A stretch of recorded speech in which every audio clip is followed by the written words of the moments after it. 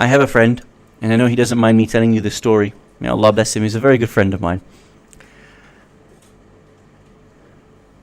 He came out of university with a very good degree. And he actually started working for a weapons company that produces weapons of mass destruction. BAE Systems. I'm sure you've heard of some of these companies, right? Raytheon, BAE Systems. Sometimes the British government sells its weapons directly from the military to Al Saud, to Bahrain and these sorts. And sometimes they allow the contracts from these companies like BAE Systems.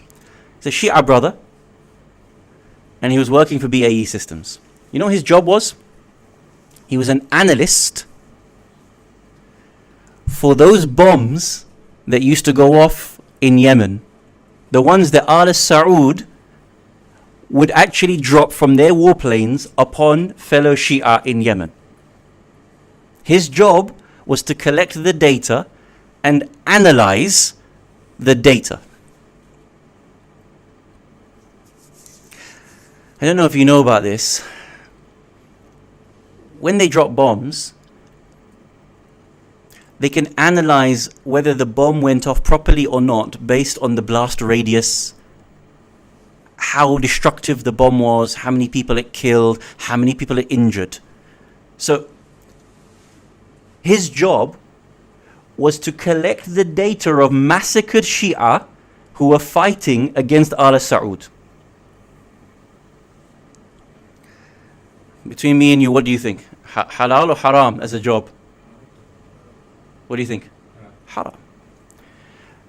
We have the hadith from the Prophet sallallahu alaihi wasallam. Amongst the things that are haram for you is for you to sell weapons to the enemies of Islam. This is one of the jobs that's prohibited in Sharia. So to do data analysis and collection to assist the enemies in making more precise bombings is of course haram. May Allah bless him. He came to me one day and he was feeling so guilty about this. And he asked, what should I do? I said to him, quit your job right now. Write your letter of resignation now in front of me. He said, no, but I'm getting married. I need the job. It pays really well. So you can immediately see that there's a problem here. May Allah bless him. Allah is my witness. I responded to him and said, quit your job. I promise you, you will find something the same value to you. And if you don't, Allah is my witness, I will pay you. I will pay your salary. I'll find someone to pay it for you. Just don't do this job. And then he came out with another argument. You know what he said? He said, no, if I can climb the ladder in this company, then maybe tomorrow I can reach a position and I can make a change within the business. I said, Habibi, you are lying to me and you're lying to yourself. Firstly, they don't allow people like you, good-hearted people, to climb the ladder in BAE Systems. May Allah destroy this company tonight. And if they do allow you to climb the ladder, it's because you have sold your soul so much that they are using you as a face to say, look, Muslims, Shia are working in this business.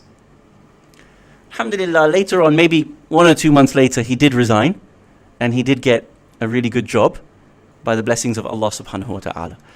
You'll find today youth come out of university and they say all the time, you know, I'm going to go into this business. I know it's problematic, but I'll make a change.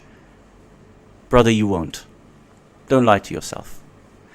Sometimes I hear, it's a really well-paying job. I'll be able to give money back to the community. You know, we can, you know, buy that masjid that the community needs, or we'll be able to do good with it. Brother, the community doesn't need your money. Allah huwa al-ghani wa antum al-fuqara. Allah is beyond rich. We are in absolute need. We are absolutely poor. We don't need that money. There are many people that are going into types of careers that are very problematic. Sometimes they're problematic, sometimes they are more than problematic, they are haram. People are going into banking industries, they are compelled every day to participate in interest. There are other people that are going into things that are making them sell things that are haram, buy things that are haram.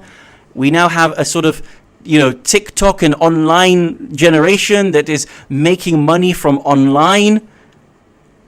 Everybody needs to know the rules that are upon them. What is halal for you and what is haram for you. And so I reiterate the point that even His Eminence Ayatollah As-Sistani is telling you, because the majority here Muqallidin Sayyid As-Sistani, it is mustahab for you to learn your rules, and those things that are daily for you, and those things where you may fall into ignorance, it is wajib for you to be able to learn those rules. Sallu ala Muhammad wa ali Muhammad.